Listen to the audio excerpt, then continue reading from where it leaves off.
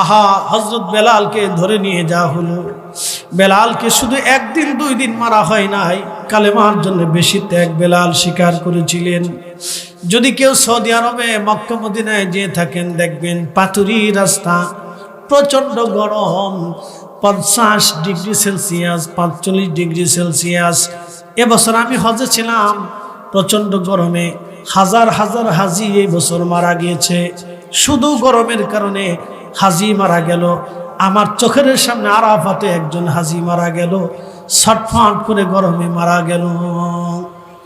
বন্ধু খুব মনোযোগ দিবেন, প্রচন্ড গরম, লু হাওয়া। বেলালকে ধরে নিয়ে মরুভূমির মধ্যে বেঁধে বুকের মধ্যে পাথর চাপা দিয়ে বেলালকে রেখে আসা হতো। শুধু একটা আওয়াজ বেলালের কলিজা থেকে আসতো, আহাদ আহাদ আহাদ, আল্লাহ এক, আল্লাহ এক, আল্লাহ এক, কুল হুয়াল্লাহু আহাদ, আল্লাহ এক, আল্লাহ এক, আল্লাহ এক।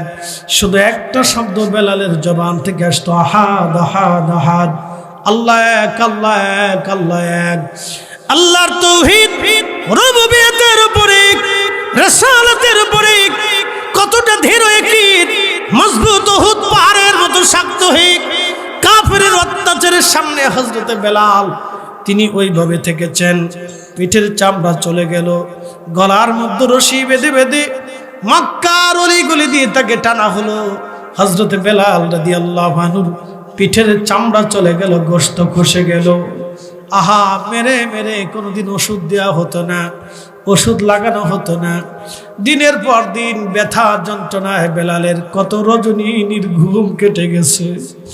কতদিন বেলাল অজ্ঞান হয়ে পড়ে থাকতেন, হুঁশ ফিরে আসার পরে আবার আহাদ আহাদ বলে কাঁদতে থাকতেন।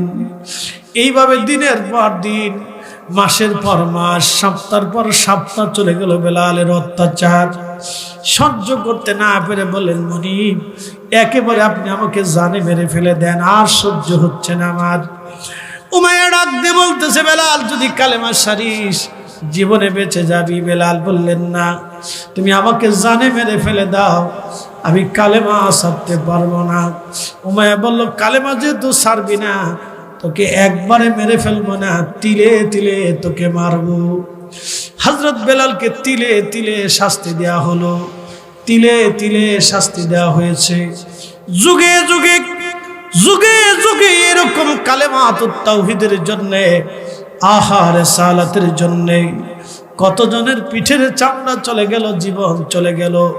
ইমাম আহমদ ইবনে হাম্বল জেলখানার ভিতরে শুধু একটা আকীদার জন্যে, বিশ্বাসের জন্যে তার পিঠের চামড়া তুলে নেওয়া হয়েছিল। প্রত্যেক দিন জেলখানার ভিতর থেকে বের করে 10টা করে চাবুকের পিটুনি তার পিঠের মধ্যে দেওয়া হতো। আহা, 4টা বছর করে 10টা করে চাবুকের পিটুনি যদি দেয়, 4 বছরে কত শত হাজার বাড়ি তার পিঠের মধ্যে গেছে। তারপর ইমাম আহমদ ইবনে হাম্বল বলতেন, হ খলিফা, যেটা আল্লাহ বলে নাই, রসুল বলে নাই, সেটা আমি বলবো না। চিৎকার মেরে জোরে বলেন আল্লাহু আকবার। পিঠের মধ্যে ঘা হলো, গোশত পচে গেল, কলতানি পড়ত। ওইভাবে ইমাম আহমদ ইবনে হাম্বল নামাজ পড়তেন। লোকেরা বলল, হুজুর, কোন দলিলে রক্ত পড়া অবস্থায় আপনি নামাজ পড়েন? ইমাম আহমদ ইবনে হাম্বল ডেকে বললেন, হে লোকেরা, হযরত ওমর তার শরীরে পেটের মধ্যে ছুরিকাঘাত করার পরে রক্তক্ষরণ অবস্থায় 3 দিন হযরত ওমর নামাজ পড়েছেন। হযরত ওমর যদি রক্তক্ষরণ অবস্থায় 3 দিন নামাজ পড়তে পারেন, তাহলে আহমদ ইবনে হাম্বল কেন নামাজ ছেড়ে দিবে বলো? আমার রক্তক্ষরণ অবস্থায় নামাজ ছাড়তে পারবো না আমি। তারা ইমানদার। ওই জেলখানার ভিতরে আমার নবীজি তার সঙ্গে সে 80 বার স্বপ্নে কথা বলে গেছে। একবার জোরে বলা যাবে কি আল্লাহু আকবার? আমার নবী কতবার আসছে? হ্যাঁ, আসতে হলো কেন? জোরে বলেন। 80 বার আমার নবী স্বপ্নে আসছে। ইমাম আহমদ ইবনে হাম্বলের সাথে জেলখানার ভিতরে নবী কথা বলে গেলেন। 80 বার আসছে নবী। সহিহ বুখারীতে আসছে, মান রাআনি ফিল মানামি ফাকাদ রাআল হক, রামাহুল বুখারী কিতাবুর রুইয়া। নবী বললেন যে আমাকে স্বপ্ন দেখলো, বাস্তব আমি নবী দেখছে। নবী নিজে আসে, ছবি আসে না। নবী নিজে স্বপ্নে আসেন, নবী নিজে স্বপ্নে আসেন। নবীর জায়গা নবী আছে, আপনার চোখের জায়গা চোখ নাই। কথা কন না কেন? প্রিয় বাখনগরবাসী, রব্বুল আলামিন মায়ের রহমের ভিতরে যখন বিশেষ পানিটাকে আল্লাহ একত্রিত করলেন, 40 দিন পর্যন্ত আল্লাহ রিফাইন করলেন। 40 দিন পর্যন্ত পানিটাকে রিফাইন করার পরে 40 দিন পরে ওই পানিটা রক্তপিণ্ড হয়ে গেল। আমার আল্লাহ বললেন, খালাকাল ইনসানা মিন আলাক, আমি মানুষ তৈরি করেছি রক্তপিণ্ড থেকে। মনোযোগ দিবেন, পানিটাকে আল্লাহ 40 দিন মায়ের রহমের ভিতরে রিফাইন করে করে আল্লাহ রক্তপিণ্ড বানালেন। রক্তপিণ্ডটা হওয়ার পরে আরো 40 দিন পর্যন্ত আল্লাহ রিফাইন করলেন। 40 দিন পর্যন্ত মায়ের পেটের ভিতরে আল্লাহ রিফাইন করে করে করে করে আমার রব আমার আল্লাহ গোশত খণ্ড বানাইলেন। এই জন্য আল্লাহ বললেন, কাইফা তাকফুরুনা বিল্লাহি ওয়া কুনতুম আমওয়াতা, কি করে তোমরা আমি আল্লাহকে অস্বীকার করো, কি করে আমি রবকে তোমরা অস্বীকার করো, অথচ তোমরা নির্জীব ছিলে, নিষ্প্রাণ ছিলে, তোমাদের কিছুই ছিল না। আমাদের দেশে সনাতন ধর্মে যারা আছে তারা বিশ্বাস করে বিদ্যার দেবতা আছে, তারা বিশ্বাস করে ওই আপনার কি বলে যৌবনের দেবতা আছে, সেই জন্য তারা এই আপনার শিবের পূজা করে। বিদ্যার দেবতা আছে, সরস্বতীর পূজা করে, কালীর পূজা করে, দুর্গার পূজা করে, এরপরে মনসা পূজা তারা করে, লক্ষ্মী পূজা করে, এরপরে আপনার গণেশের পূজা করে, লোকনাথের পূজা করে। 12 মাসে 13 ধরনের পূজা আছে তাদের। কিন্তু শুনে যান আরো গল্প, শুধু একটা না দুইটা না, সনাতনী যারা আছে তাদের বিশ্বাস হলো এরকম দেবতা হতে হতে আধারের দেবতা, আলোর দেবতা, সূর্যের দেবতা, পানির দেবতা, সাগরের দেবতা, একটা একটা করে দেবতা হতে হতে হতে হতে 33 কোটি দেবতা হইছে। ভ্রান্ত বিশ্বাসের উপরে প্রতিষ্ঠিত থেকে মিশরবাসীরা প্রত্যেক বছরে একজন কুমারী নারীকে তারা হত্যা করত। প্রাচীন মিশরীরা তাদের প্রথা অনুযায়ী মুসলমানরা মিশর দখল করলেন।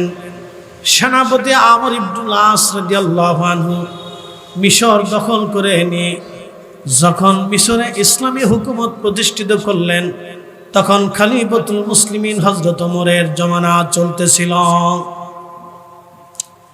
আল্লাহর নবী বললেন, ফালাইকুম বিসুন্নতি, তোমরা আমার সুন্নাহ মানবে, ওয়া সুন্নাতিল খুলাফায়ে রাশিদিন আল মাহদিন, আমার সুন্নাহের পরে তোমরা আরেকটা সুন্নাহ মানবে। আমার হেদায়েত প্রাপ্ত খলিফা আবু বকর, ওমর, উসমান, আলী, এই 4 জন যাহা সিদ্ধান্ত নিবে তাদের জীবন চরিত্র তোমরা মেনে নেবে। একবার জোরে বলা যাবে কি মারহাবা?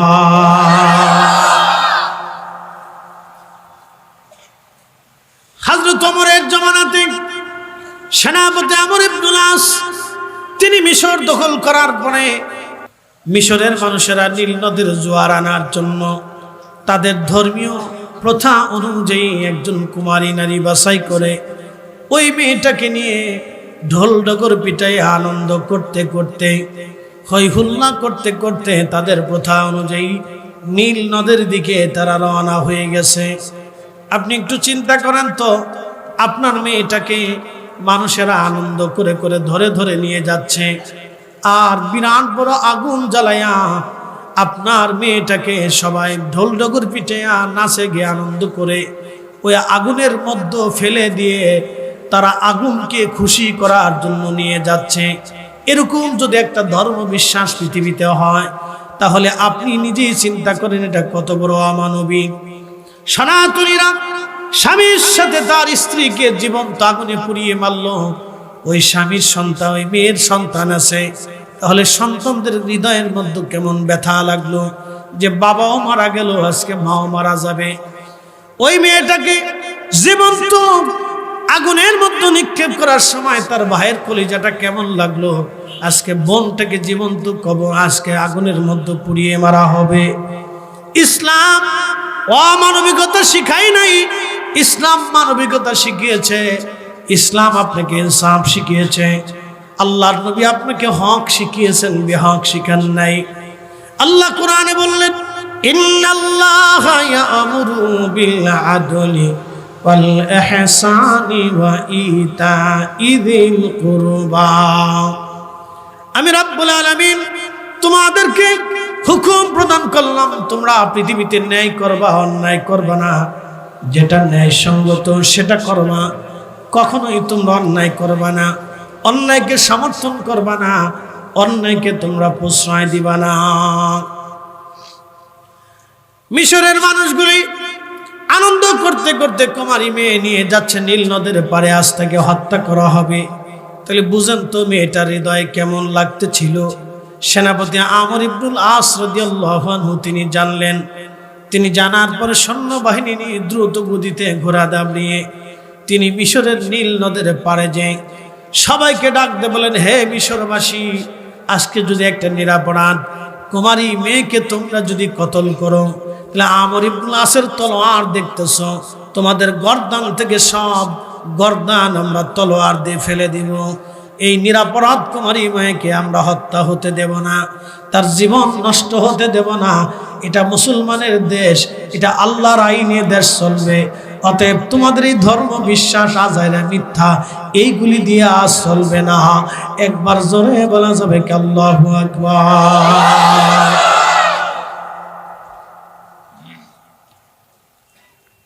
সেনাপতি আমর ইবনুল আসের হুকুমে মিশরীরা থেমে গেল।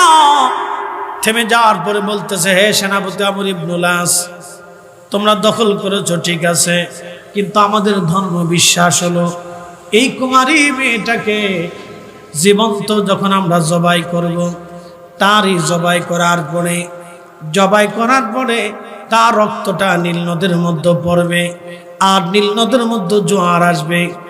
তোমরা যদি এই কুমারী মেয়েকে হত্যা করতে না দাও, তাহলে আমরা মিশরীরা বললাম নীল নদের জোয়ার এনে দাও। হযরত আমার চিঠিখানা লিখে দেওয়ার পরে ইমাম আবুল ফারাজ ইবনুল জৌজি লেখেন, চিঠিখানা যখন দিয়ে দিলেন বার্তাবাহক, চিঠিখানা এনে সেনাপতি আমর ইবনুল আসকে দিলেন।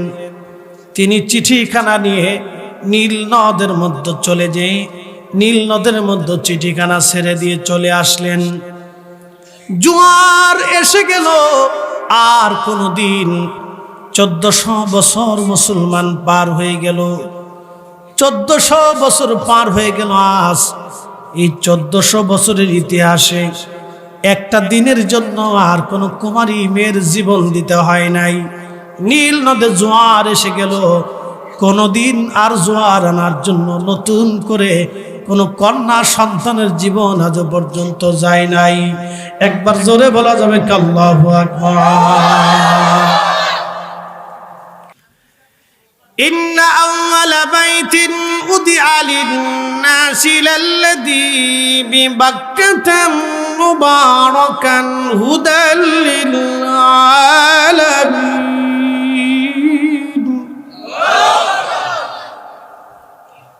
আমি প্রথম যে ঘর বানাইলাম সেই ঘরের নাম বাক্কা। প্রথম যে ঘর বানাইলাম বাক্কা। এই বাক্কাকে কেন্দ্র করে তাম পৃথিবীতে আমি আল্লাহ হেদায়েত ছড়িয়ে দেব। পৃথিবীর যেখানে মসজিদ আছে সেখানে হেদায়েত হবে, মসজিদ হবে না হেদায়েত হবে না। আপনার বাড়ির মসজিদকে সম্মান করা মূলত আল্লাহর ঘর কাবাকে সম্মান করা। আপনার বাড়ির মসজিদকে ঝাড়ু দেওয়া, পরিষ্কার রাখা মূলত আল্লাহর ঘর কাবাকে পরিষ্কার রাখা। আপনার বাড়ির মসজিদকে মহব্বত করা মূলত কাবাকে মহব্বত করা। কারণ সমস্ত মসজিদের মা হলো বাইতুল্লাহ, বাইতুল্লাহ, বাইতুল্লাহ, বাইতুল্লাহ।